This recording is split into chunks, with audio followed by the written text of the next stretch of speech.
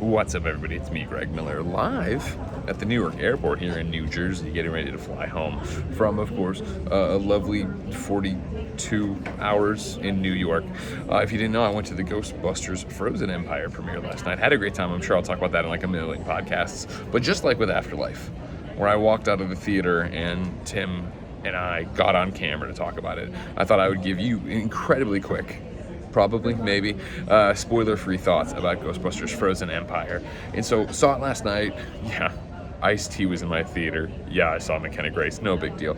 And then, talked to Jen a lot about it and slept on it to come to you and talk to you a little bit about it.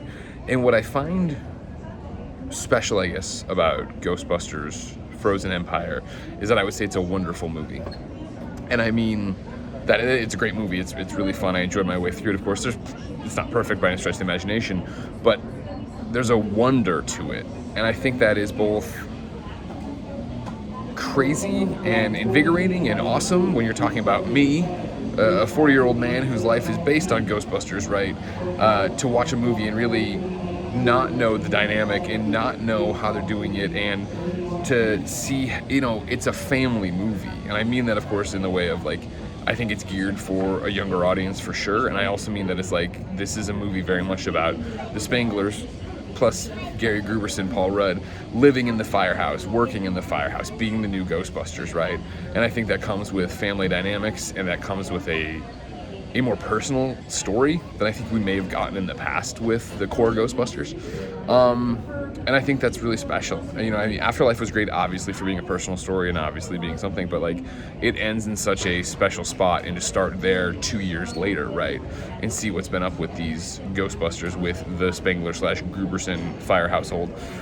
I loved that. And the movie is legitimately scary. Like, again, there's no spoilers here. Well, there's no spoilers in general. The movie's legitimately scary.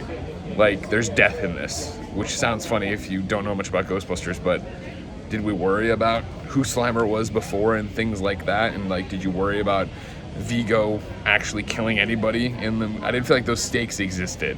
Those stakes exist in Ghostbusters Frozen Empire, which makes it a scarier film, which makes it a film I think to get more invested in. I think, there's so much to go on and on about. I like they have a bunch of different threads for all the different characters on what they're doing here. And it's a stacked cast, right? Because, again, you do have the original Ghostbusters, you do have the new Ghostbusters, you do have podcasts, you do have Lucky, you do have new characters introducing. And I think in some places it might be a bit much. I'll be interested to talk to the guys about it and see what they say in terms of what they liked about it, what they didn't. They haven't seen it yet, obviously. I'm talking about in review, because Ghostbusters in review is reporting next week. But there's a lot going on in it, but I enjoyed popping in. Whereas I feel like sometimes, like in Afterlife, I felt like Finn Wolfhard's character, Trevor, right? I feel like he was kind of just put on a back burner and doing his own thing, and then would intersect with the main story. I would say that's a similar thing is happening here, but its thread's more interesting. It's more active, I'd say. What else? I think the biggest surprise for me was Kumail. And not, of course, it's not surprising that Kumail's great. We love Kumail. Kumail's been great to Kind of Funny for a long time. He's a friend of the show. But he's used so well in this movie. I think when I had done the trailer reactions and things like that, I was very much like, oh, I bet he's in this scene and that scene and he's done. It's not. He's in it way more than that, and I think he's really great in it. He got a lot of big laughs in our theater. I think the third act, if we're talking about stuff I didn't, not necessarily dislike, but like criticisms, the third act comes together pretty quickly. There's a moment I'll talk about when we do interview, just like, oh, okay, so this is going to happen, and then we're going to kick off oh no, we're going to do that and keep going right here. Okay, fine. I think that's all well and good. I think there was a lot of talk about the inspiration of the cartoon, or, the real Ghostbusters being the inspiration, and having a whole bunch of stuff to pull from there. That's very apparent in the ghosts they're fighting, in them going out on jobs, in them being Ghostbusters. I guess that's the thing, I loved that about real Ghostbusters, was the idea of, cool, every episode is a new job to go out on, getting some of that here, seeing what they do, seeing what Ghostbusters daily lives would be like and stuff like that, let alone, again, layering the family dynamic on it. I think it's interesting. I think they do a good job with the old cast. They're not overbearing. I think Dan Aykroyd in particular is a really good fit and a really good character progression for Ray in this one.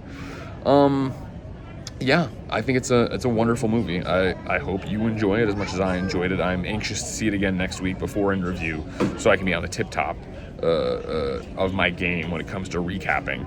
But yeah, overall, very enjoyable movie. I had a great time with it. I think on the Kind of Funny scale, I would give it a 4 out of 5. I would call it a great film.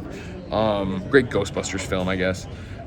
Again, like, there's little things like, you know, I'm such a stickler for, I love real sets, and I feel like a few times I was very much like, okay, cool, you're on a soundstage. This isn't an actual room you're in. And like, that's a weird little thing that just pulls me out of moments of movies and stuff like that.